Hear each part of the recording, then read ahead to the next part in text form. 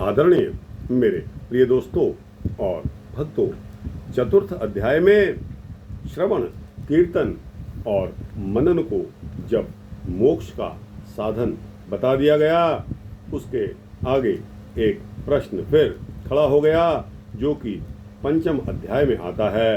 और दोस्तों, वह प्रश्न कौन सा है, आइए इसको देखते हैं। सूत जी कहते हैं कि हे शौनक जी, श्रवण, कीर्तन और मनन, इन तीनों साधनों के अनुष्ठान में समर्थ जो ना हो, वह भगवान शंकर के लिंग एवं मूर्ति की स्थापना कर नित्य उसकी पूजा करके संसार सागर से पार हो सकता है। दोस्तों, कहने का तात्पर्य यह है कि जो कोई भी श्रवण, कीर्तन और मनन के काबिल भी न हो, तो उसकी मुक्ति का साधन क्या हो सकता है।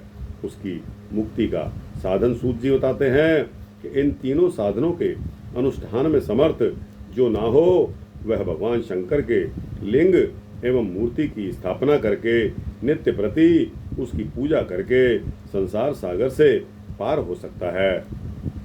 छल न करते हुए अपनी शक्ति के अनुसार धनराशि ले जाए और उसे शिवलिंग अथवा शिव जी की मूर्ति की सेवा के लिए अर्पित कर दे। साथ ही निरंतर उस लिंग एवं मूर्ति की पूजा भी करे।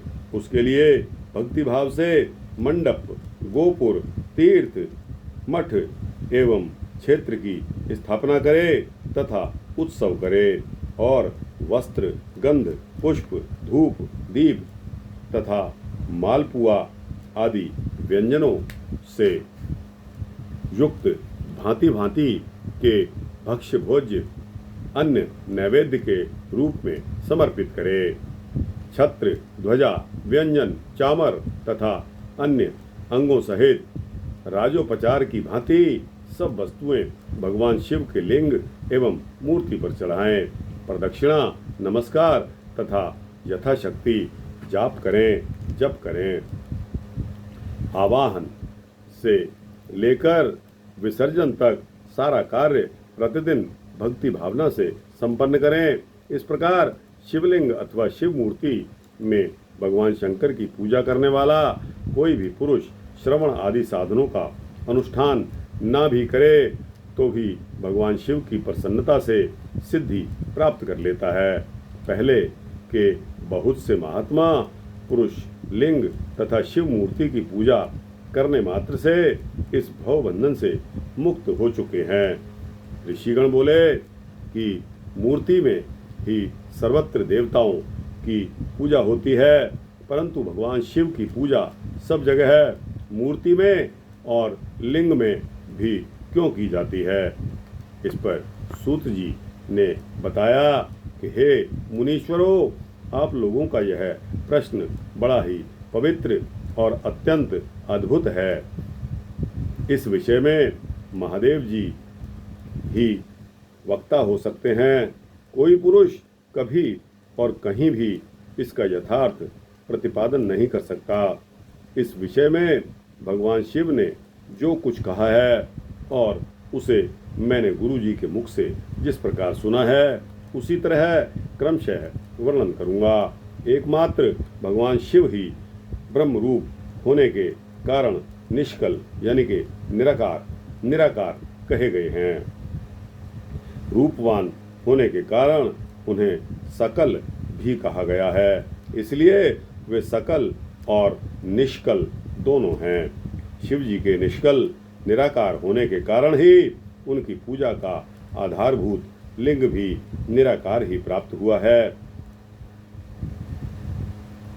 हुआ है, अर्थात शिवलिंग शिव के निराकार स्वरूप का प्रतीक है। इसी तरह शिव के सकल या साकार होने के कारण उनकी पूजा का आधारभूत विग्रह साकार प्राप्त होता है, अर्थात शिव का साकार विग्रह उनके साकार स्वरूप का प्रतीक होता है। सकल और अकल यानी कि समस्त अंग आकार सहित साकार और अंग आकार से सर्वथा रहित निराकार रूप होने से ही वे ब्रह्म शब्द से कहे जाने वाले परमात्मा हैं। यही कारण है कि सब लोग लिंग यानी कि निराकार और मूर्ति साकार दोनों में ही सदा भगवान शिव की पूजा करते हैं। शिव में भिन्न जो देवता हैं, शिव जी से भिन्न जो देवता हैं, वे साक्षात ब्रह्म नहीं हैं। इसलिए कहीं भी उनके लिए निराकार लिंग नहीं उपलब्ध होता। अतः सुरेश्वर, इंद्र, ब्रह्मा, सुरेश्वर किसको कहा गया है? इंद्र और ब्रह्मा जी को। आदि देवगण भी निष्कल लिंग में पूजित नहीं होते हैं। सभी देवगण ब्रह्म न होने से अपितु सगुण जीव होने से, सगुण जीव होने के कारण केवल मूर्ति में ही पूजे जाते हैं। शंकर के अतिरिक्त अन्य देवों का जीवत्व और सदाशिव का ब्रह्मत्व वेदों के सारभूत उपनिषदों से सिद्ध होता है। वहाँ प्रणव यानी कि ओंकार के तत्व रूप से भगवान शिव का ही प्रतिपादन किया गया है। इसी प्रकार पूर्व में मंदराचल पर्वत पर ज्ञानवान ब्रह्मपुत्र सनत कुमार मुनि ने नंदकेश्वर से प्रश्न किया था। प्रश्न क्या किया था? सनत कुमार बोले कि हे भगवान, शिव के अतिरिक्त उनके वश में रहने वाले जो अन्य देवता हैं, उन सब की पूजा के लिए सर्वत्र प्रायः वेर यानी कि मूर्ति मात्र ही अधिक संख्या में देखा और सुना जाता है। केवल भगवान शिव की पूजा ही लिंग और वेर दोनों का उपयोग देखने में आता है। अतः हे कल्याणमय नंदकेश्वर, इस विषय में जो तत्व की बात हो उसे आप हमें बताइए, जिससे अच्छी तरह समझ में आ जाए। इस पर नंदकेश्वर जी ने जवाब दिया, उत्तर दिया कि हे निष्पाप ब्रह्म कुमार, हम जैसे लोगों के द्वारा आपके इस प्रश्न का कोई उत्तर नहीं दिया जा सकता। क्यों? क्योंकि यह गोपनीय विषय है और लिंग साक्षात ब्रह्म का प्रतीक है। इस विषय में भगवान शिव ने जो कुछ बताया है उसे मैं आप शिव भक्त के समक्ष अर्पित करता हूँ। भगवान शिव ब्रह्मस्वरूप और निष्कल यानी कि निराकार हैं। इसलिए उन्हीं की पूजा में निष्कल लिंग का उपयोग होता है। संपूर्ण वेदों का यही मत है। वे ही सकल हैं। इस प्रकार वे निराकार और साकार दोनों ही हैं। भगवान शंकर निष्कल निराकार होते हुए भी कलाओं से युक्त हैं। इसीलिए उनकी साकार रूप में प्रतिमा पूजा भी लोक सम्मत है। तो दोस्तों, आपको औचित्य पता लग गया होगा कि निराकार और साकार यानी कि शिव जी का लिंग जो है उसको निराकार रूप में और मूर्ति जो है वो साकार रूप में, दोनों ही रूपों में शिव जी की पूजा की जाती है। शंकर जी के अतिरिक्त अन्य देवताओं में जीवत्व तथा सगुणत्व होने के कारण वेद के मत में उनकी मूर्ति मात्र में ही पूजा मान्य है। इसी प्रकार उन देवताओं के आविर्भाव के समय उनका समग्र साकार रूप प्रकट होता है, जबकि भगवान सदाशिव के दर्शन में साकार और निराकार ज्योति रूप दोनों की ही प्राप्ति होती है।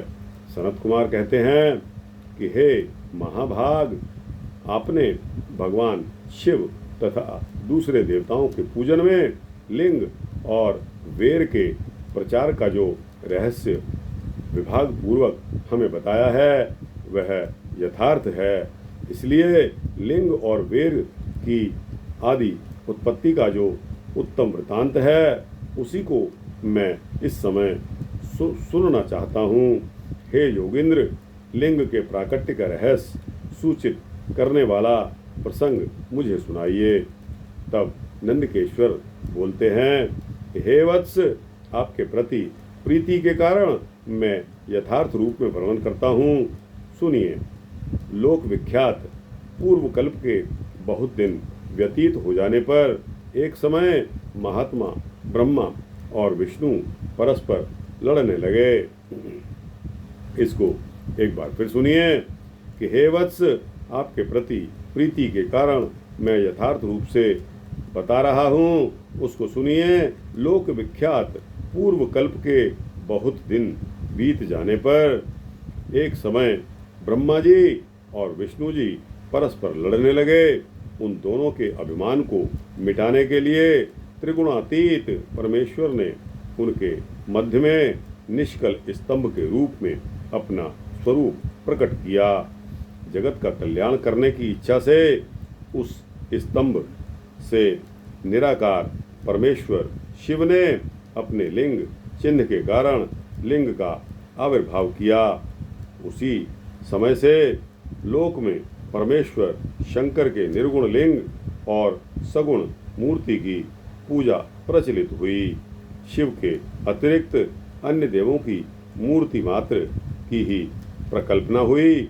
वे देव प्रतिमाएं पूजित हो नियत शुभ कल्याण को देने वाली हुई और शिव का लिंग तथा उनकी प्रतिमा दोनों ही भोग और मोक्ष को देने वाली हुई। दोस्तों और भक्तों, इस प्रकार श्री शिव महापुराण के अंतर्गत प्रथम विद्येश्वर संहिता में शिवलिंग की महिमा का वर्णन नामक यह 5वां अध्याय समाप्त होता है। आपको कैसा लगा? अच्छा लगा हो तो इसको लाइक और शेयर करते हुए अपने दोस्तों, भक्तों, मित्रों, जिज्ञासुओं तक पहुंचाना। दोस्तों, कमेंट सेक्शन में अपने कमेंट्स, अपनी राय अवश्य देना। क्यों? क्योंकि आपकी राय मेरे लिए बहुमूल्य है। आपकी राय के मुताबिक ही मैं इन वृत्तांतों में फेरबदल करता हूँ। दोस्तों, आपको जो अच्छा लगे वही पेश करता हूँ। और दोस्तों, इस चैनल को अगर आप सब्सक्राइब कर देंगे तो आपको इसी तरह के सूक्ष्म भक्ति वृत्तांत मिलते रहेंगे। जय श्री शिव पार्वती, जय श्री शिव शंकर।